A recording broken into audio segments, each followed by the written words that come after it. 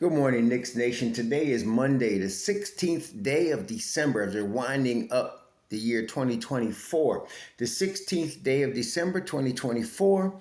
I hope you had a good weekend. I hope your family had a good weekend, that you and your family are safe and healthy, and that the needs of you and your family in terms of food, shelter, clothing, as well as health are being met today. Blessings upon those that work in the healthcare field, along with the first responders who every day are out here trying their best to save lives, and those also that pick up garbage to keep our places clean, and those that make deliveries for our convenience. Double blessings on the men and women that are out here trying to help rescue, deliver, and recover the teenagers and children that are the victims of child molestation and pedophilia.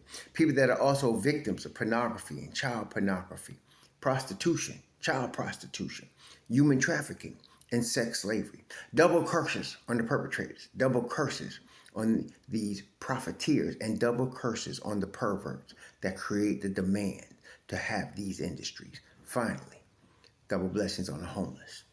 More than 600,000 men, women, children, families, veterans, senior citizens, and others homeless in the United States of America, and millions that are around the world in similar or worse conditions. Blessings upon them, for theirs is the kingdom.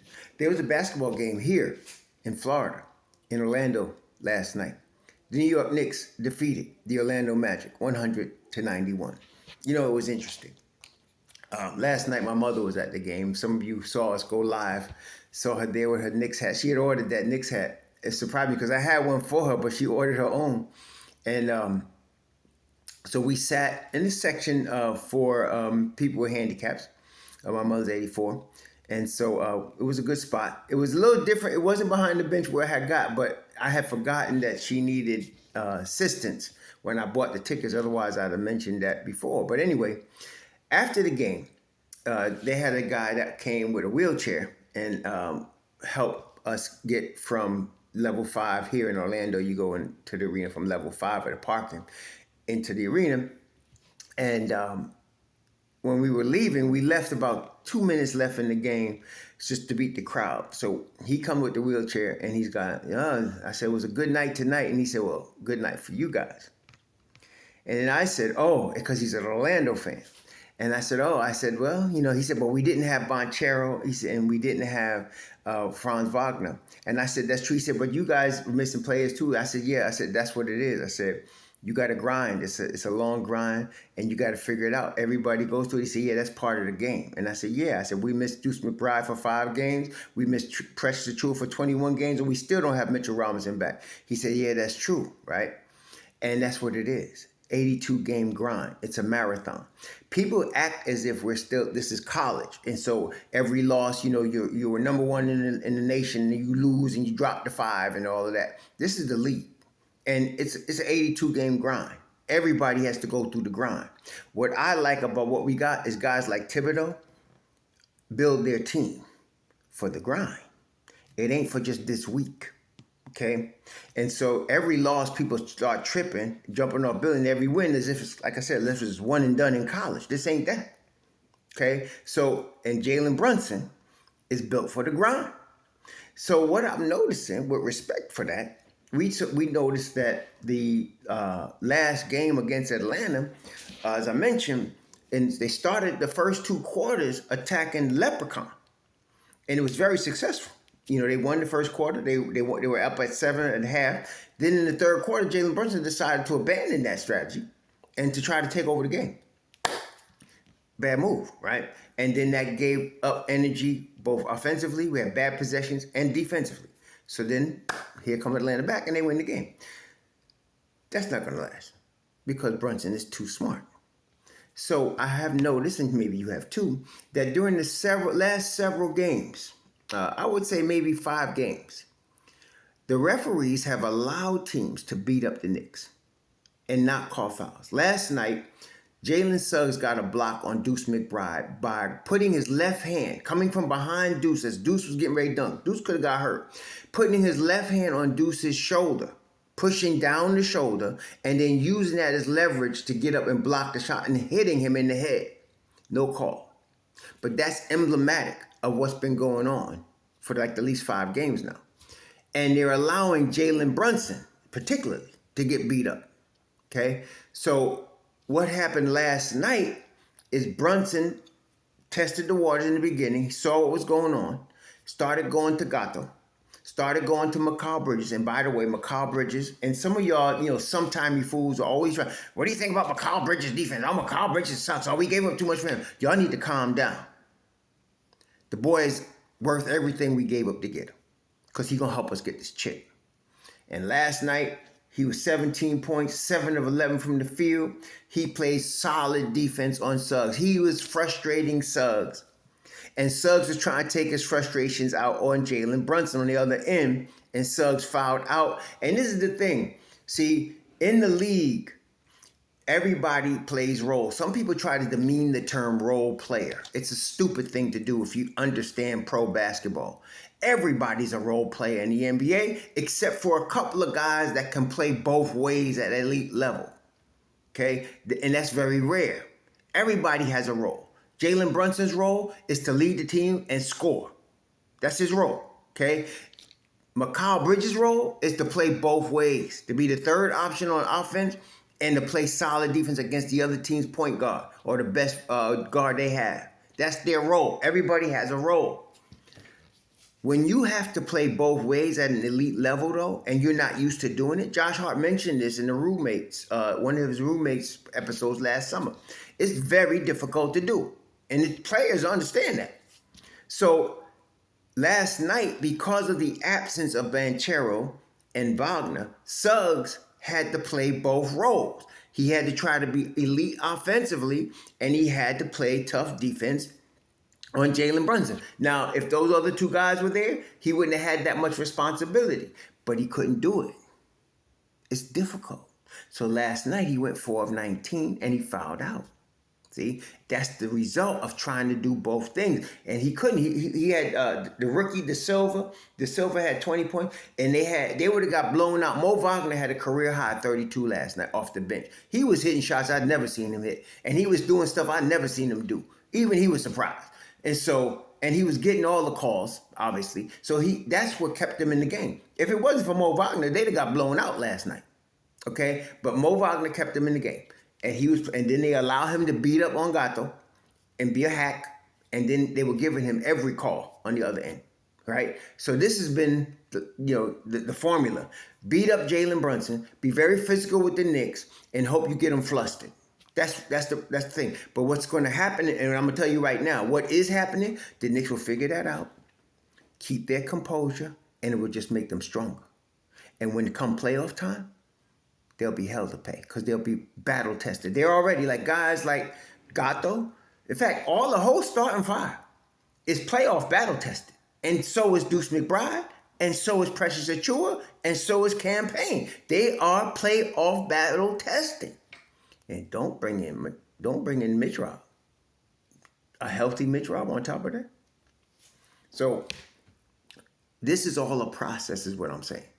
And they're going to continue. There'll be some losses. There'll be some wins. But the thing is, the Knicks have had pretty much, in my view, them and the Magic have had the toughest early season schedule in the NBA. And they already have 2 separate 4-game winning streaks.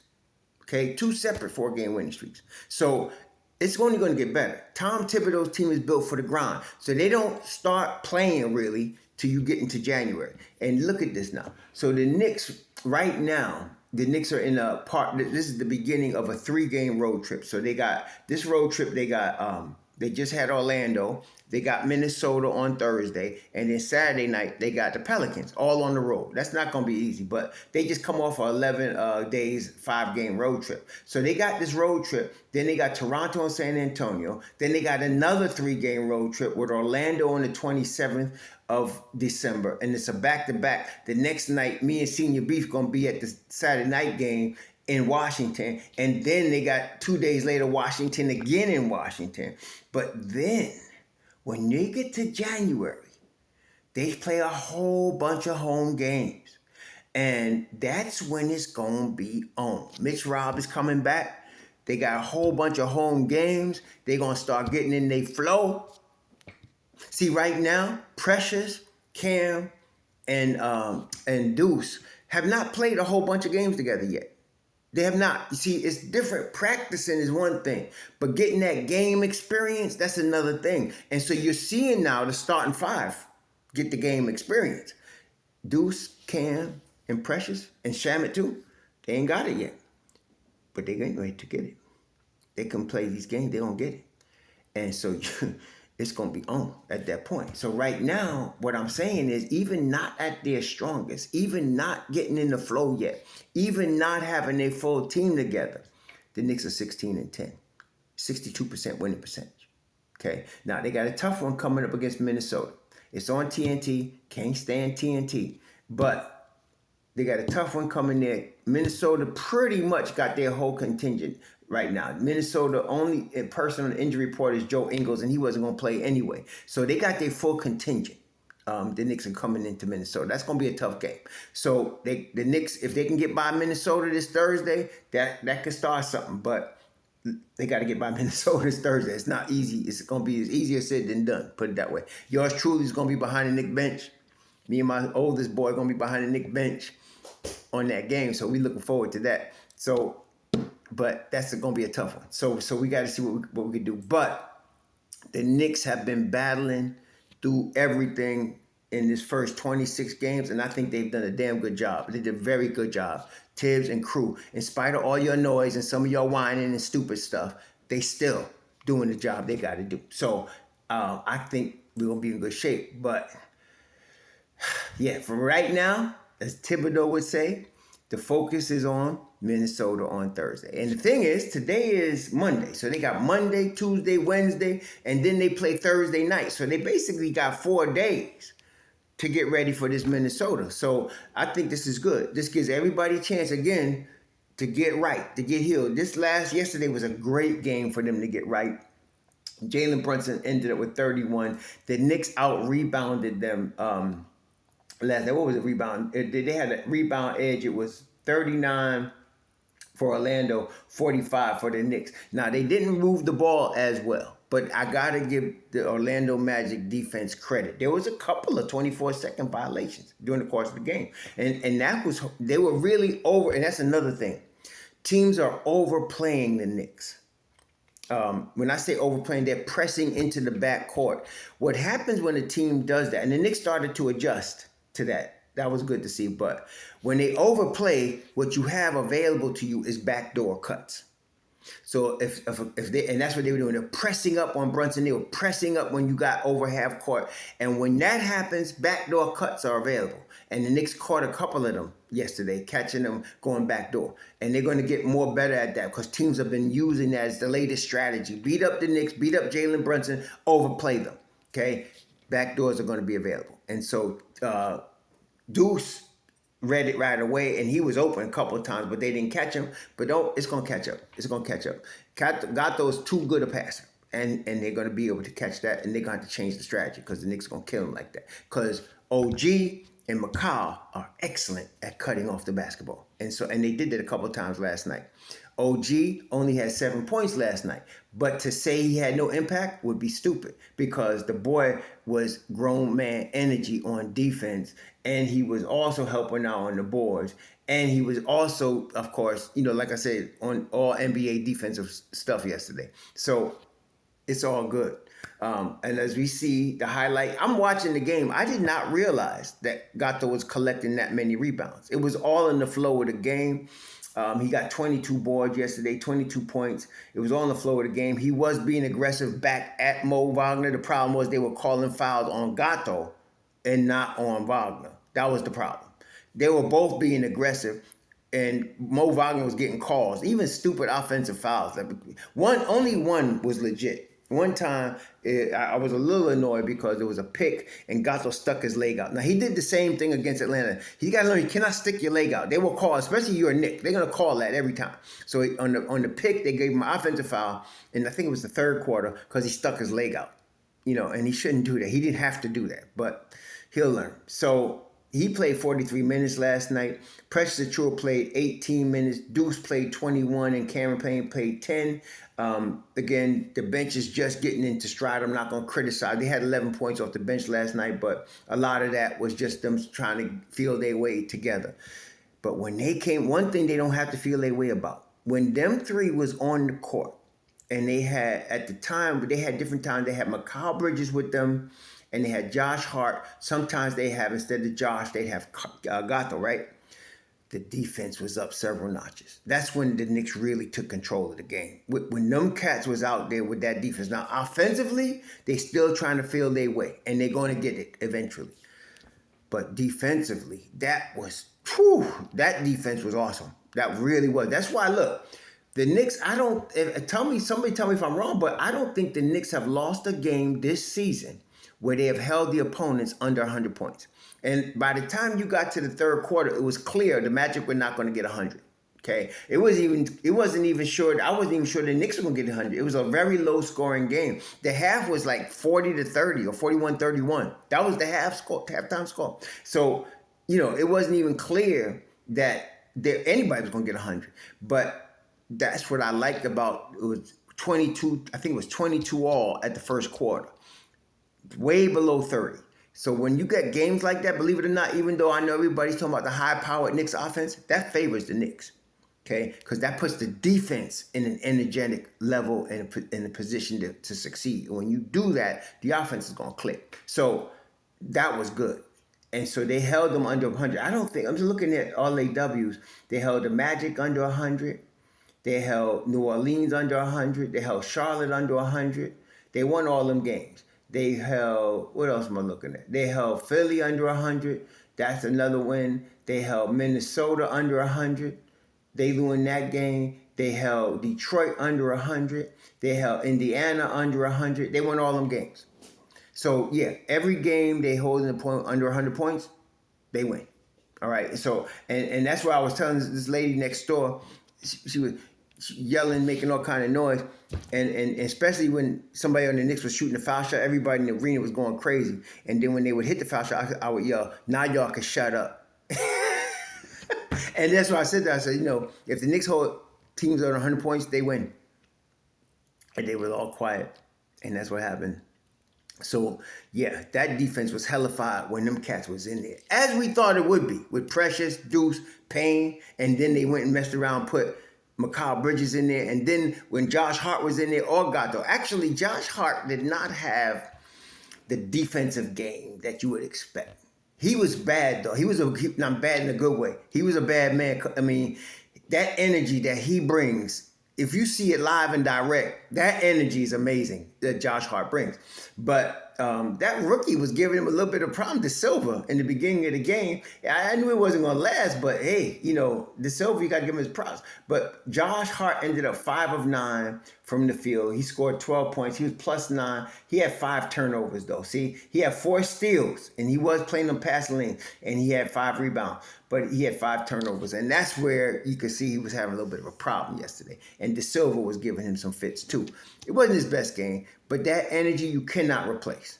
You cannot replace that energy. All y'all calling for, well, he's too short, is stupid. No, you cannot replace that energy. And Thibs trusts him, and he should. And especially Hart right now is in his prime.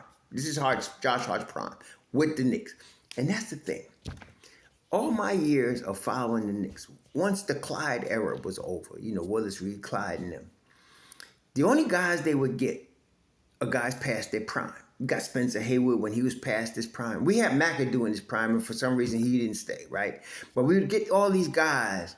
We had Tracy McGrady. We had all of these guys past their prime.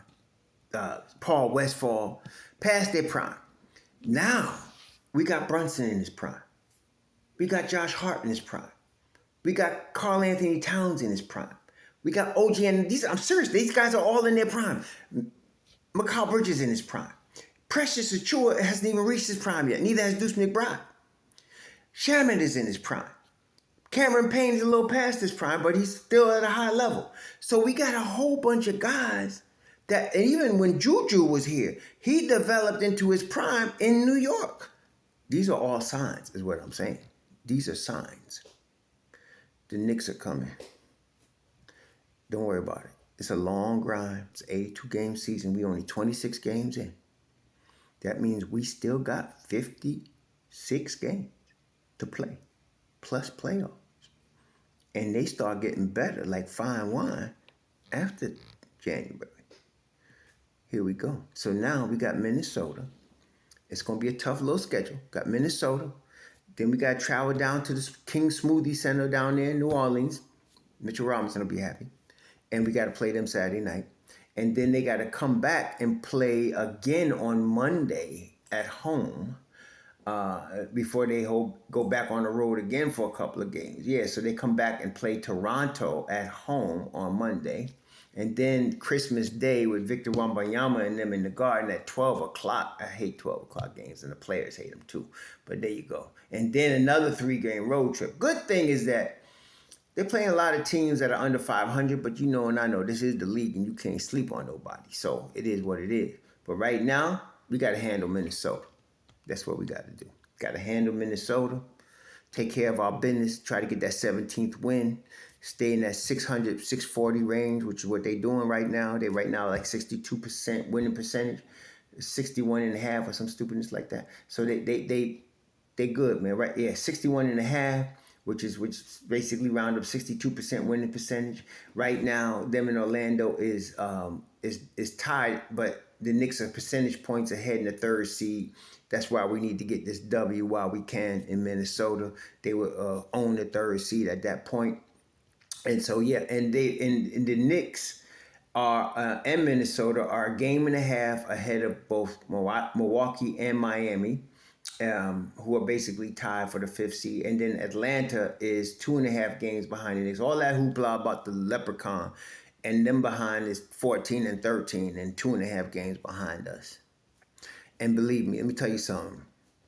They ain't going to get over like that again. And so the Knicks right now are 5 games behind Boston and 6 games behind Cleveland with 56 games to go. So let me say it one more time. Somebody losing their spot. Y'all enjoy your Monday. We'll be back as the Knicks get ready to take on Minnesota. We'll be live at that game, but before the game, we'll do our thing. Be safe out there. Enjoy. You know, these holidays get crazy with people out here tripping. So be safe out there. So